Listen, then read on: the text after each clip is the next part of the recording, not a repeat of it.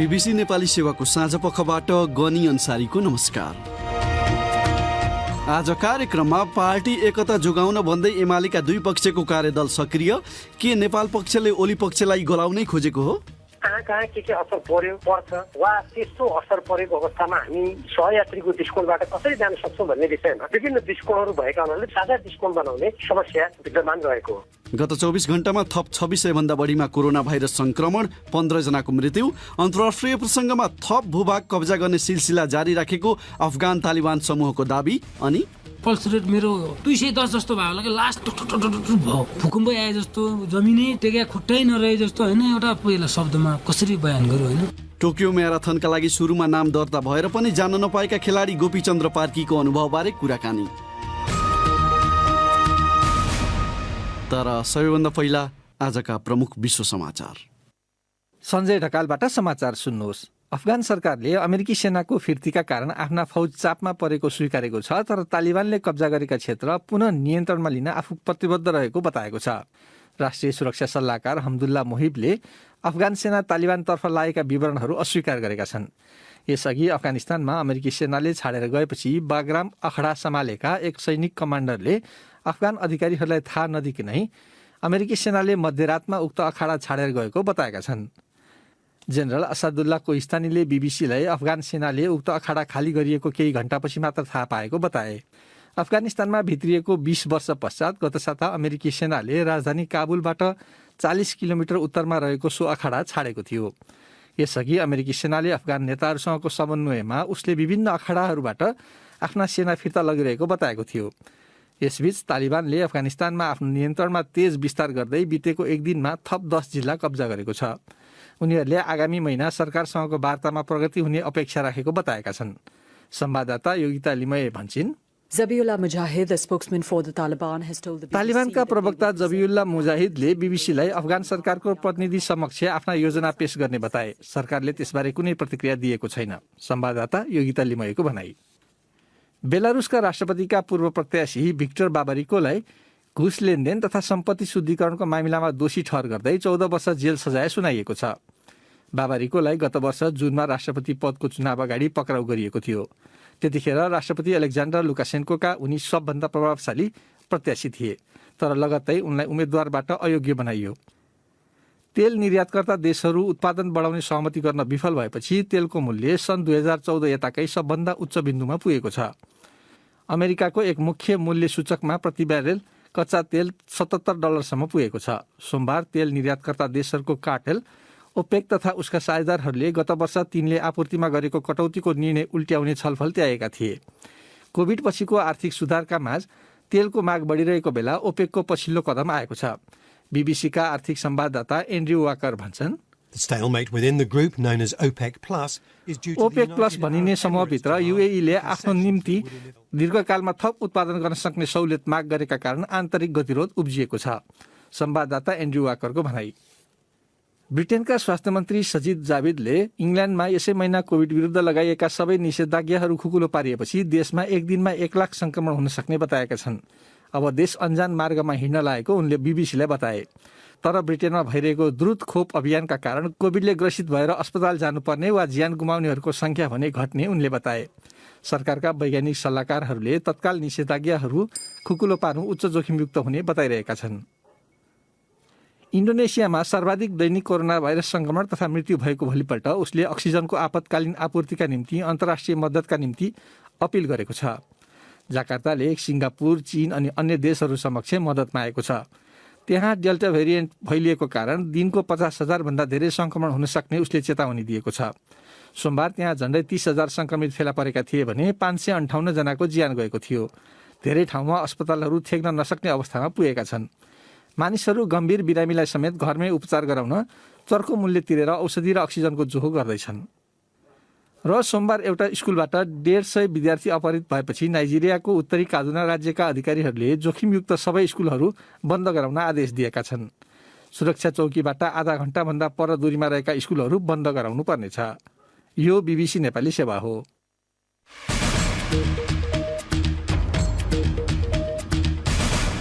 साँझपखमा पुनः स्वागत छ। नेकपा एमालेका दुई पक्षको कार्यदल सोमबारबाट सक्रिय भएपछि फेरि एकता जोगाउने प्रयासले गति लिएको देखिएको छ। लामो समय निष्क्रिय बन्न पुगेको कार्यदल एमाले अध्यक्ष तथा प्रधानमन्त्री केपी शर्मा ओलीले असन्तुष्ट पक्षलाई दिएको समयसीमा सकिएकै दिनदेखि सक्रिय बनेको हो। विषयवस्तुमा प्रवेश गरेर आजको बैठक सकिएको नेताहरूले बताएका छन्। बीबीसी नेपालीसँगको अनौपचारिक कुराकानीमा प्रधानमन्त्री निकट एक नेताले उनकै शब्दमा पार्टीको कार्यदल र गुटको कार्यदल बीच वार्ता भइरहेको टिप्पणी गरे भने नाम खुलाउन नचाहने असन्तुष्ट पक्षका अर्का नेताले कार्यदल तहमा खासै उत्साहजनक छलफल नभएको बताए। ती दुई नेताको भनाइले एमालेभित्र कायम आपसी अविश्वास र सहमति सजिलो नभएको सङ्केत गर्छ। यसै सन्दर्भमा हामीले कार्यदलमा रहेका माधव नेपाल पक्षीय नेता भीम रावललाई एकता प्रयासमा तपाईँहरूको वार्ता कुन दिशामा अघि बढिरहेको छ भनेर सोधेका छौँ। आज हामीले विषयहरूमा छलफल गर्यौं र ती विषयहरूका सम्बन्धमा विभिन्न सदस्यहरूले आफ्ना कुराहरू राख्नुभयो। अब हामी त्यसलाई भोलि फेरि थप छलफल गरेर ती विषयका सम्बन्धमा ठोस धारणा बनाउने दिशातर्फ जान्छौँ। अहिलेसम्म हेर्दाखेरि के विषयमा मिल्न सकिन्छ जस्तो लाग्छ, केमा अझ बढी पहल गर्नुपर्छ जस्तो लाग्छ? हामीले मूलभूत रूपमा नेकपा एमाले पुनर्जीवित भएपछि त्यो नेकपा एमालेलाई समग्र रूपमा पूर्ववत अवस्थामा कसरी क्रियाशील बनाउने भन्ने विषयमा नै केन्द्रित भएर छलफल गरिरहेका छौँ र त्यससँग सम्बन्धित अन्य जे विषयहरू गाँसेर आउँछन् ती विषयहरूलाई पनि कसरी अगाडि बढाउने भन्ने प्रसङ्गमा हाम्रा धारणाहरू व्यक्त भइरहेका छन्। अलि बढी कसरत गर्नुपर्ने विषय, अलि पेचिलो विषय के देख्नु भएको छ यहाँहरूले? नेकपा एमाले पुनर्जीवित भइसकेपछि 2077 साल जेठ 2 गते भन्दा अगाडिको अवस्थामा यसका सम्पूर्ण पार्टी कमिटीहरू र यससँग सम्बद्ध जनसङ्गठनहरूलाई पनि परिचालित गर्नुपर्ने परिस्थिति भएको हुनाले एक त त्यो पुनर्जीवित गर्नुपर्ने कुरा भइहाल्यो। आधारभूत रूपमा त्यसमा हामी सबैको सहमति नै छ र त्यसको साथसाथै यस अवधिमा जुन संगठनात्मक रूपमा कतिपय कामहरू गर्नुपर्ने अवस्था छ, कतिपय विषयहरूलाई फेरि पुनर्व्यवस्थापित गर्नुपर्ने कुराहरू छ। पार्टी जति बेला नेकपाको रूपमा थियो र त्योभन्दा पछाडि जब नेकपा एमाले पुनर्जीवित हुने अवस्था भयो त्यसबीचमा विभिन्न रूपमा भएका निर्णयहरूका विषयमा त्यसलाई कसो गर्ने के गर्ने भन्ने विषय छ र सँगसँगै प्रतिनिधि सभा विघटनपछि उत्पन्न परिस्थितिमा हामीले जुन राजनीतिक रूपमा विभिन्न कामहरू गरेका छौँ, विभिन्न पाइलाहरू चालेका छौँ, त्यसलाई कसरी लिने भन्ने विषय पनि छलफलमा गहन रूपमा विचार विमर्श गरेर निश्चित धारणा बनाउनु पर्ने आवश्यकता छ। तपाईँहरू दुवै पक्षले पार्टी एकताका लागि त्याग गर्न तयार छौँ भनेर भन्दै आउनु भएको छ। तपाईँहरू त्याग के गर्न सक्नुहुन्छ र त्याग के खोजेको ओली पक्षबाट? अहिले मूलभूत रूपमा हामीले नेपाल कम्युनिस्ट पार्टी एमाले जुन विधि पद्धति प्रणालीबाट सञ्चालन हुँदै आएको थियो र हाम्रो समग्र जुन संगठनात्मक प्रणाली छ त्यसलाई मूल आधार बनाएर अरू उठेका विषयहरूलाई हामीले कसरी समाधान गर्ने, जस्तो मैले अघि नै चर्चा गरिसकेँ, त्यसलाई समाधान गरेर अगाडि बढाउने भन्ने कुरा नै मूलभूत रूपमा छलफलको केन्द्रबिन्दुमा रहेको छ र यो छलफलको क्रममा यसलाई समाधान गरेर जानुपर्छ। त्यो अहिलेको राष्ट्रको सम्पूर्ण स्थितिलाई हेर्दा त्यो आवश्यक छ भन्नेतर्फ सबैका विचारहरू केन्द्रित छन्। तर हामीले भर्खरै मात्रै विषयमा आज प्रवेश गरेको हुनाले भोलि या पर्सि हुने छलफलहरूमा यसले अरू ठोस आकार ग्रहण गर्न सक्छ। एक थरीले चाहिँ सर्वोच्च अदालतले प्रतिनिधि सभा विघटन सम्बन्धी मुद्दाको फैसला सुनाउन 1 हप्ता समय दिएकोले तपाईँहरूले समय यसो काट्नलाई वार्तामा व्यस्त भएको जस्तो देखिएको भने आशंका गर्छन्। हामीहरूको छलफलमा त्यस्तो किसिमले सबै सदस्यहरूका धारणा व्यक्त भएका छैनन्। वास्तविक रूपमा समस्या समाधान गर्ने र देशको राजनीतिको समग्र वातावरणलाई ध्यानमा राखेर जुन रूपले नेकपा एमालेमा समस्या उत्पन्न भएको छ त्यसलाई समाधान गरेर जानु उचित हुन्छ भन्ने दृष्टिकोणबाट विचारहरू व्यक्त भइरहेको मैले पाएको छु। त्यसकारण समय कटाउनलाई मात्रै यी विचारहरू आएका हुन् वा यो काम गरिएको भन्ने त मलाई लागेको छैन। अब अन्त्यमा तपाईँहरू पार्टी अध्यक्ष तथा प्रधानमन्त्री ओलीलाई पार्टी एकता भन्दा पनि उनलाई गलाएरै छोड्ने भन्नेतिर ध्यान छ तपाईँहरूको भन्ने आरोप छ। त्यस्तो होइन, किनभने मूल रूपमा जब पार्टीमा अन्तर्विरोध सिर्जना हुन्छ त्यसलाई समाधान नगरेर अगाडि जाने हो भने त्यति बेला सबै संगठनात्मक प्रणालीदेखि लिएर सैद्धान्तिक नीतिगत अनेक कुराहरूमा समस्या उत्पन्न हुन्छ। त्यसमा हाम्रो जोड के हो भने पार्टी विधि सिद्धान्त नीति र हाम्रो जुन विगतको संगठनात्मक अभ्यास हो त्यसबाट अगाडि बढ्यो भने पार्टी प्रभावकारी पनि हुन्छ, जनमानसमा पनि हामी तदनुकूल नै प्रस्तुत हुन सक्छौँ भन्ने हाम्रो धारणा हो। त्यसको साथसाथै जुन प्रतिसभा विघटन र तत्त सम्बन्धमा जे कुराहरू आएका छन् यसबाट हाम्रो लोकतन्त्र, हाम्रो संविधान र हामीले गरेका उपलब्धिहरूलाई हामी सबै मिलेर कसरी त्यसको संरक्षण गर्ने भन्ने विषय हो। अब यो विषयको कुरा गर्दा अब कहाँ कहाँ के असर पर्छ वा त्यस्तो असर परेको अवस्थामा हामी पार्टीको सहयात्रीको दृष्टिकोणबाट कसरी जान सक्छौँ भन्ने विषयमा विभिन्न दृष्टिकोणहरू भएका हुनाले त्यो दृष्टिकोणलाई साझा दृष्टिकोण बनाउने समस्या विद्यमान रहेको हो। नेकपा एमालेका माधव नेपाल पक्षीय नेता भीम रावल। हाम्रो स्टुडियो प्रसारण प्रणालीमा प्राविधिक समस्या उत्पन्न भएर हिजोको साँझपख कार्यक्रम केही बेर अवरुद्ध हुन गएकोमा हामी क्षमा प्रार्थी छौँ। यस सन्दर्भमा सम्पूर्ण पाठक तथा श्रोताबाट प्राप्त सन्देशका लागि हामी आभारी छौँ। बाँकी विषय। नेपालमा गत 24 घण्टामा थप 2634 जनामा कोरोना भाइरस संक्रमण र 15 जनाको मृत्यु भएको स्वास्थ्य तथा जनसङ्ख्या मन्त्रालयले जनाएको छ। कुल परीक्षणको 21% संक्रमण देखिएको छ। सो अवधिमा 1565 जना संक्रमण मुक्त भएपछि निको भएका संक्रमित 94.6% पुगेका छन्। यसैबीच विश्व स्वास्थ्य संगठनले आपतकालीन प्रयोगका लागि स्वीकृति गरेका जुनसुकै कोभिड खोप नेपालमा भित्र्याउन सकिने औषधि व्यवस्था विभागले निर्णय गरेपछि विदेशी बजारमा तत्काल उपलब्ध हुने खोप नेपाल भित्र्याउन सहज हुने विश्वास लिइएको छ। पछिल्लो पटक नेपालमा थप खोपलाई आपतकालीन प्रयोगको अनुमति दिने विषयमा भइरहेका निर्णयबारे बीबीसी अनलाइनमा समाचार लेखेका साथी फणिन्द्र दाहालसँग हामीले कुराकानी गरेका छौँ। फणिन्द्रजी, नेपालमा कोभिडका थप खोप ल्याउन अनुमति दिइएको भन्ने कुरा छ, के हो? यस सम्बन्धी एउटा महत्त्वपूर्ण निर्णय भएको छ। औषधि व्यवस्था विभागले विश्व स्वास्थ्य संगठनले आपतकालीन प्रयोगको लागि अनुमति दिएका खोपहरू नेपालमा भित्र्याउने हो भने अलग्गै अनुमति आवश्यक नपर्ने भनेको छ। यसको अर्थ Pfizer, BioNTech, Johnson and Johnson, Moderna जस्ता जुन खोपहरू सूचीकृत भएका छन् र जसलाई अहिलेसम्म नेपालको नियामक निकायले अनुमति दिइसकेको थिएन, अब त्यो खोपहरू सोझै नेपालमा ल्याउन मिल्छ र यसले चाहिँ अब कोभ्याक्स भनिने जुन विश्वव्यापी खोप साझेदारीको अभियान छ त्यो मार्फत नेपालले खोपहरू प्राप्त गर्ने भयो। अमेरिका लगायत पश्चिमा देशहरूबाट भने अनुमति लगायतको यो प्रशासनिक प्रक्रिया छोटिने देखिन्छ। चीनमा विकास गरिएका अरू खोपले पनि अनुमति लिन चाहेको भनेर तपाईँले हाम्रो अनलाइन bbcnepali.com लेख्नु भएको छ। त्यसमा के भइरहेको छ? चीनको खास गरी 2वटा खोपहरूले चाहिँ अनुमति प्राप्त गर्ने प्रक्रियाको बारेमा औषधि व्यवस्था विभागसँग सोधपुछ गरेको भनेर बुझिएको छ र त्यो मध्ये एउटा क्यान्सिनो चाहिँ चीनको सैनिक आयोगले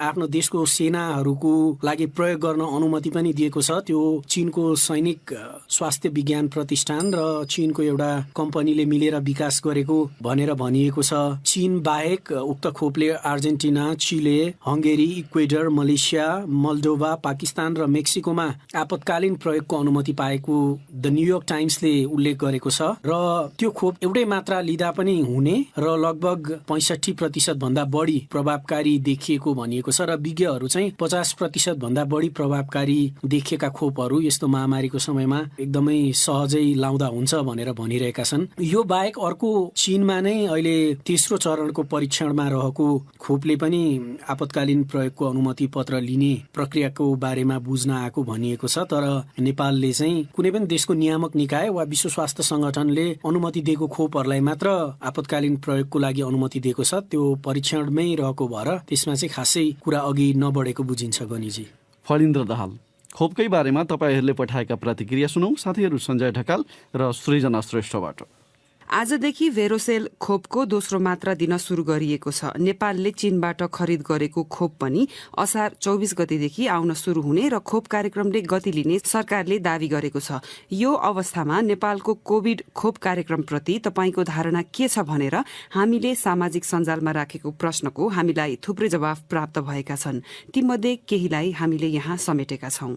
सौगात लामिछाने लेख्छन्, नेपाल र नेपालीको लागि यो खुसीको कुरा हो। अब यति गरेपछि कोरोनाको दोस्रो लहर छिटोभन्दा छिटो जानेछ र हामी सबैको जीवनयापन केही सहज हुनेछ भन्ने कुरामा मेरो मनमा पनि केही झिनो आश पलाएको छ। यसै गर्दै सबै नेपालीले कोरोनाको खोप पाउन् र सुरक्षित रहन्। खोप लगाउँदा पहुँच होइन, क्रम हेरेर लगाउनुपर्छ।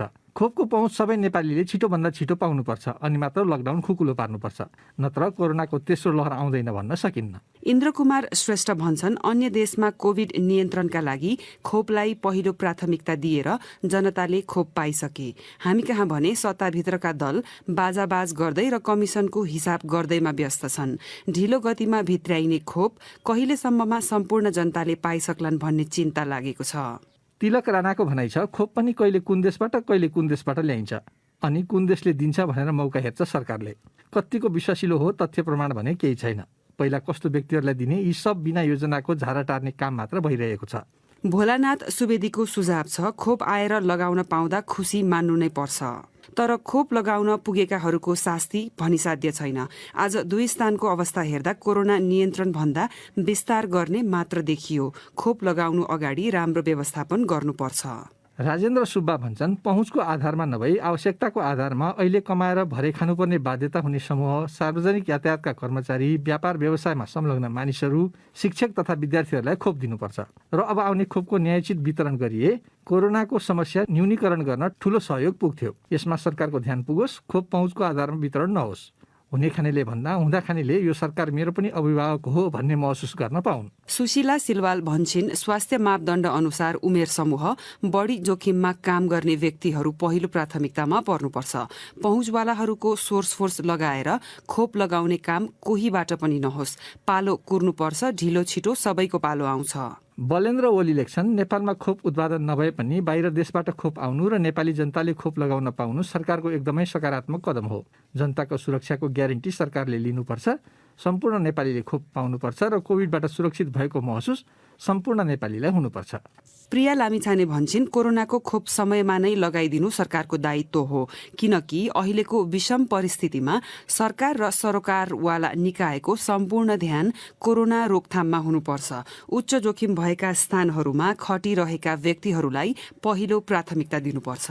साँझपखमा नेपाल बाहिरका केही विषय। अफगानिस्तानमा थप भूभाग कब्जा गर्ने सिलसिला जारी राखेको तालिबान समूहले दावी गरेको छ। बितेको एक दिनमा उसले 10 भन्दा धेरै जिल्ला आफ्नो नियन्त्रणमा खोसेको छ। यसैबीच अमेरिकी सेनाले अफगान सेनालाई पूर्व जानकारी नै नदिएर मध्यरातमा उसको मुख्य सैन्य अखाडा बागराम पूर्ण रूपमा छाडेका विवरण आएका छन्। बीबीसी विवरणमा आधारित रिपोर्ट सुनौ सञ्जय ढकालबाट। अमेरिकी तथा नेटो सेनाले तीव्र गतिमा अफगानिस्तान छाड्दै गर्दा तालिबानले भूभागहरू आफ्नो नियन्त्रणमा राख्ने कारबाहीको रफ्तार पनि तेज पारिरहेको छ। तालिबानको नियन्त्रणमा अब 1/3 भूभाग भइसकेको बताइएको छ।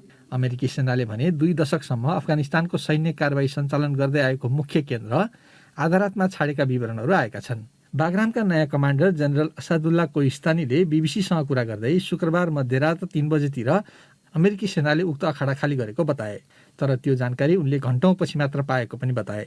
बागराम अखाडामा जेल पनि रहेको छ, जहाँ 5000 तालिबानी बन्दी रहेका छन्। अमेरिकी सेना फिर्ता हुँदै गर्दा तालिबानले कारबाही विस्तार गर्दैछ।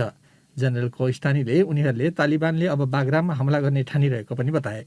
अखाडामा पत्रकारहरूसँग बोल्दै उनले वरपरको ग्रामीण भेगमा तालिबानहरूको सक्रियता बढिरहेको रिपोर्ट पाएको बताए। अमेरिकी सेनासँग तुलना गर्न त नसकिने, तर आफ्नो वरकतले भ्याएसम्म सबै मानिसलाई सुरक्षित पारेर सेवा दिन खोजिरहेको जनरल कोइस्तानीको भनाइ थियो। एपी समाचार संस्थाले आधारातमा बागराम छाडेको बारे सोधेको प्रश्नको जवाफमा अमेरिकी सेनाका प्रवक्ता कर्नेल सनी लिगेटले गत साता प्रकाशित विज्ञप्तिको हवाला दिँदै अमेरिकी फौजले विभिन्न अखाडाबाट तिनको फिर्ती अफगान नेतृत्वसँगको समन्वयमा गरिरहेको बताए। यसअघि अफगानिस्तानका 1000 भन्दा बढी सैनिकहरू तालिबान उग्रवादीहरूसँगको भिडन्तपछि भागेर छिमेकी ताजिकिस्तानतर्फ गएका अधिकारीहरूले बताएका थिए।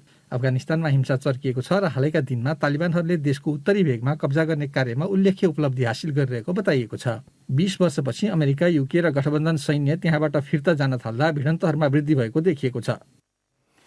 विश्व ब्याङ्कको एउटा अध्ययनले भारतीय गाउँहरूमा दाइजो स्वरूप दिइने रकम विगतका केही दशकमा धेरै हदसम्म उस्तै रहेको पाइएको देखाएको छ। सन् 1960 देखि सन् 2008 सम्म भारतीय गाउँहरूमा भएका 40,000 विवाहको अध्ययन गरेर अनुसन्धानकर्ताहरूले यो निष्कर्ष निकालेका हुन्। बीबीसी विवरणमा आधारित रिपोर्ट सुनौ रमा पराजुलीबाट। भारतमा सन् 1961 यता विवाहमा दाइजो दिने विषय गैर कानुनी रहँदै आए पनि अध्ययनले 95% भन्दा बढी विवाहमा दाइजो दिने गरिएको पत्ता लगाएको छ। दाइजोलाई सामाजिक कुरीतिका रूपमा व्याख्या गरिने भए पनि यसको अभ्यास जारी नै रहेको छ र यसले महिलाहरूलाई घरेलु हिंसा र कहिलेकाहीँ मृत्यु नै हुनेसम्मको जोखिममा पारेको छ। दक्षिण एसियामा दाइजो दिने र लिने परम्परा शताब्दी पुरानो हो, जहाँ दुलहीका आमा बुवाले दुलाहाका परिवारलाई पैसा, लुगाफाटो र गरगहना दिने गर्छन्। यो अध्ययन भारतको 96% जनसङ्ख्या समेट्ने 17वटा राज्यहरूको विवरणमा आधारित छ। यसले ग्रामीण भारतलाई केन्द्रित गरेको छ, किनभने भारतमा ठूलो सङ्ख्या गाउँमै बस्छन्। अर्थविद यस अनुकृति, निस्हित प्रकाश र सुन्गो कोलले विवाहको समयमा दिने उपहारको मूल्य सम्बन्धी जानकारी प्रयोग गरेका थिए। उनीहरूले कुल दाइजो, दुलहीका परिवारले दुलाहाको परिवारलाई दिएको उपहार र दुलाहाको परिवारले दुलहीको परिवारलाई दिएको उपहारको मूल्य घटाएर निकालेका हुन्। एकदमै कम विवाहमा मात्रै दुलाहाको परिवारले दुलहीको परिवारलाई धेरै रकम दिएको पाइएको छ। अध्ययनले दुलहाको परिवारले औसतमा करिब 5,000 भारतीय रुपैयाँ बराबरका उपहारहरू दुलहीको परिवारका लागि दिएको देखाएको छ। दुलहीको परिवारले भने करिब 7 गुणा अर्थात् सरदर 32,000 भारतीय रुपैयाँ खर्च गर्ने देखिएको छ। दाइजो दिनका लागि ठूलो रकम घरको बचत वा आयको प्रयोग हुन्छ। सन् 2007 मा ग्रामीण भारतमा घरको वार्षिक आयको औसतमा 14% दाइजोका लागि प्रयोग हुन्थ्यो। विश्व ब्याङ्कको अनुसन्धान समूहकी अर्थविद डाक्टर अनुकीर्तिले भनिन्, भारतमा औसतमा ग्रामीण आय बढेका कारण दाइजोको मूल्य आयका हिसाबले समयसँगै घटेको छ। तर यो केवल औसत दाबी हो।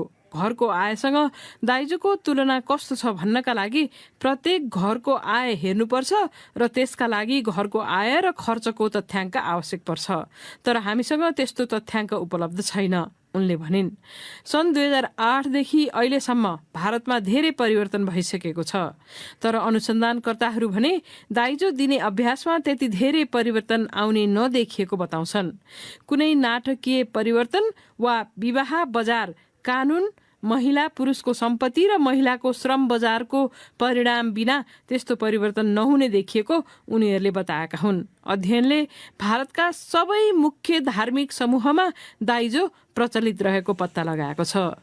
फेरि नेपाल 2 हप्तापछि जापानमा आयोजना हुन लागेको टोकियो ओलिम्पिक्सका लागि छनौट भएका म्याराथन धावक गोपीचन्द्र पार्कीको नाम दर्ता नभएपछि उनी सहभागी हुनबाट वञ्चित भएका छन्। म्याराथनमा कोटा प्राप्त नभएकोले उनको सट्टा अर्कै खेलाडी पठाइएको नेपाल ओलिम्पिक कमिटीले जनाएको छ। यो घटनालाई नेपाली खेलाडीमाथि भएको अहिलेसम्मकै ठूलो अन्याय भनिएको छ। यसै सन्दर्भमा हामीले पार्कीलाई सोधेका छौँ, के ओलिम्पिक सपना यो रूपमा टुङ्गिन्छ भनेर तपाईँले कहिले सोच्नु भएको थियो?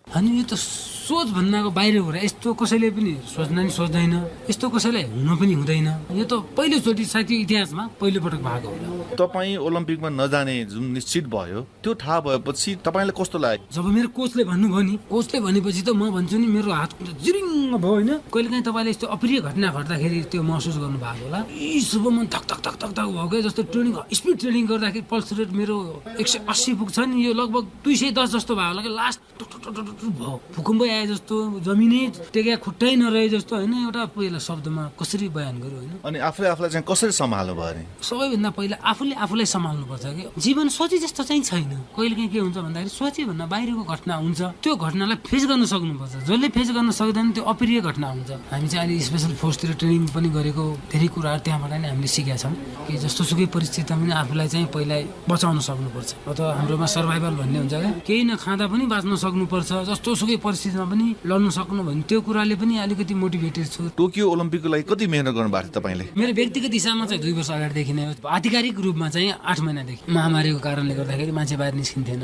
अब मैले चाहिँ त्यतिखेर ज्यानको माया नमानेर बाँचे भने खेल जीवनमा चाहिँ ओलम्पिक खेलेर चाहिँ छोड्नुपर्छ भन्ने साथ दिन रात तपाईँको कहिलेकाहीँ भ्याउँथेन क्या। अब यो त्यो नभए भने राति सुइट गयो, ट्र्याकमा अब केही पनि डिस्टर्ब हुँदैन, ढुङ्गा माटो पनि हुँदैन, अँध्यारोमा सुई 24 घण्टाको टाइममा चाहिँ ट्रेनिङ गरेको छु क्या म। त्यो भनौँ न दिन रात यो पानी घाम साम अनि केही होइन कि। आफ्नो खेल जीवनलाई चाहिँ अब कसरी अगाडि बढाउने भनेर सोच्नु भएको छ? अझै समय छ मसँग। म अहिले 30 वर्षको भयो। अब हाम्रो वैकुण्ठ मानन्दर भनेको उहाँले 38 वर्षको उमेरमा रेकर्ड गरे भने अझै त म त 8 वर्ष पछाडि छु नि त। अझै 8 वर्ष छ कि ओलम्पिक आउनु अब कति छ? 3 वर्ष छ भनेपछि भोलि म ओलम्पिक क्वालिफाई हुन्न भन्ने पनि त ग्यारेन्टी छैन नि त।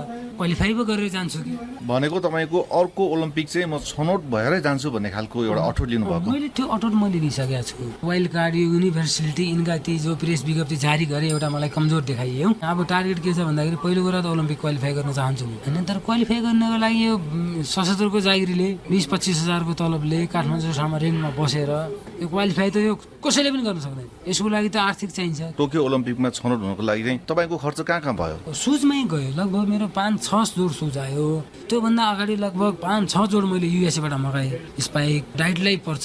नेपालमा सिलेक्सनको लागि मात्र सकिएको छ। 2 जना हामी आउन जान आउँदाखेरि लकडाउनमा 11,000 थियो टिकटको, सिलेक्सनमा मात्रै 50,000 हो कि। अन्तमा के भन्न चाहनुहुन्छ? अब यसको क्षतिपूर्ति चाहिँ के हुन सक्ला? अब टोकियो त मेरो घुमिसक्यो। अब म चाहिँ के चाहन्छु भन्दाखेरि मेरो धेरै कुराहरू मैले लस गरिसकेँ, मसँग छैन। छैन, रिकभर गर्न गाह्रो छ, टुर्नामेन्ट छैन, अब ऋण पनि छ।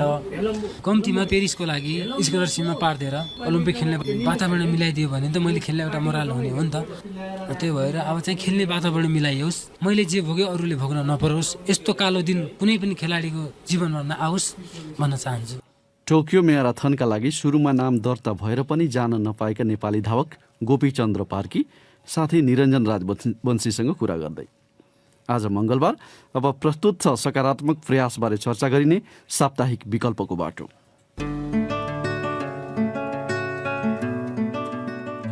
आफ्नो शरीरमा खेला गइरहेको रगतले अरू कसैको ज्यान बच्छ भने किन नगर्ने त भनेर चाहिँ मैले नियमित रूपमा रक्तदान गर्दै आएँ। सुरुका दिनमा त हामी आफैले आफ्नो सामर्थ्यले सबै ठाउँमा गएर रक्तदान अभियानलाई अगाडि बढायौँ र अहिले चाहिँ हामीलाई थुप्रै सङ्घ संस्थाहरूले सहयोग पनि गर्नुभएको छ र धेरैभन्दा धेरै रक्तदाताहरू पनि पाइएको छ। सामाजिक सञ्जाल मार्फत बुटवलमा एक अभियान चलाइएको छ, रगत नपाए बुटवल जानु। त्यसमा अहिले देशभरिका करिब 18,000 युवा जोडिएका छन्। उनीहरूले बिरामीहरूलाई सजिलो गरी रगत उपलब्ध गराउँछन्। ब्लड ब्याङ्कमा रगतको अभाव हुन नदिन आफूहरूले नियमित रूपमा रक्तदान गरिरहेको उनीहरूको भनाइ छ। आजको विकल्पको बाटोमा अभावका बेला काठमाडौँसम्म रगत पठाएको उक्त अभियानबारे चर्चा गर्दैछन् बुटवल स्थित हाम्रा संवाददाता माधव नेपाल। हुन त नेपालमा रगतदान सुरु भएको करिब 8 दशक भइसकेको छ भने बुटवलमा पनि विगत 25 वर्षदेखि रगतदान गर्ने गरिएको छ। तर संगठित रूपमा समूह नै बनाएर रक्तदान गर्ने प्रचलन भने पछिल्ला वर्षहरूमा मात्र विकास भएको देखिन्छ।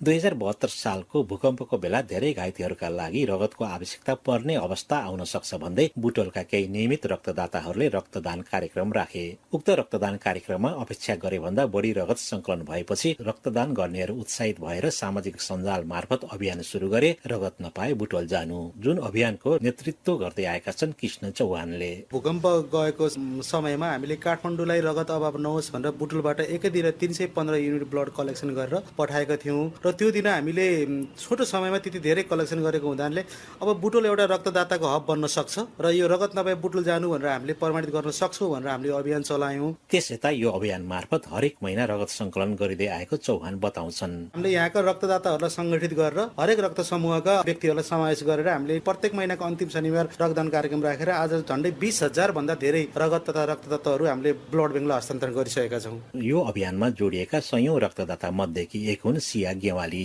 करिब 7 वर्षको अवधिमा 27 पटक रक्तदान गरेकी गेवालीले 18 वर्षको उमेरदेखि नै रक्तदान गर्न सुरु गरेकी थिइन्। पहिलो पटक रक्तदान गर्दाखेरि कस्तो अनुभव हुने रहेछ भनेर त्यो अनुभव लिनको लागि रक्तदान गर्न मन लागेको थियो। पछि दोस्रो तेस्रो चौथो पटक रक्तदान गर्दै गएपछि चाहिँ रक्तदान गर्नुपर्ने रहेछ। आफ्नो स्वास्थ्य अवस्था पनि राम्रो हुने र आफ्नो शरीरमा खेला गइरहेको रगतले अरू कसैको ज्यान बच्छ भने किन नगर्ने त भनेर चाहिँ मैले नियमित रूपमा रक्तदान गर्दै आएँ। नियमित रक्तदानका अतिरिक्त यो समूहले रगत चाहिँदा आकस्मिक रूपमा पनि रक्तदान गरिरहेको चौहान बताउँछन्। पोजिटिभ ब्लड ग्रुप अलिक सहज तरिकाले पाउँछ भने नेगेटिभ दुर्लभ रगत मानिन्छ। यसमा पनि एबी नेगेटिभ सबैभन्दा दुर्लभ रगत मानिन्छ।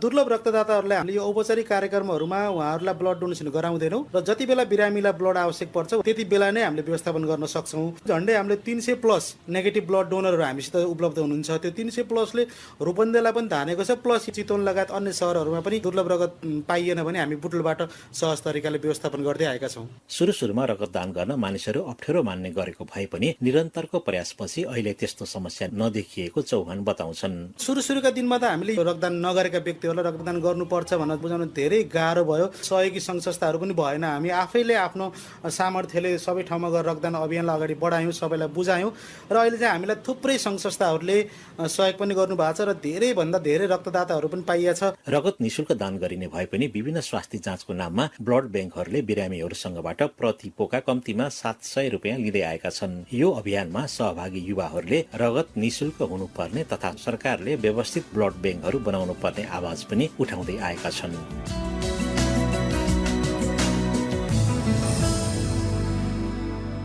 रगत नपाए बुटवल जानु भन्ने अभियानमा केन्द्रित विकल्पको बाटो प्रस्तुत गर्दै थिए माधव नेपाल।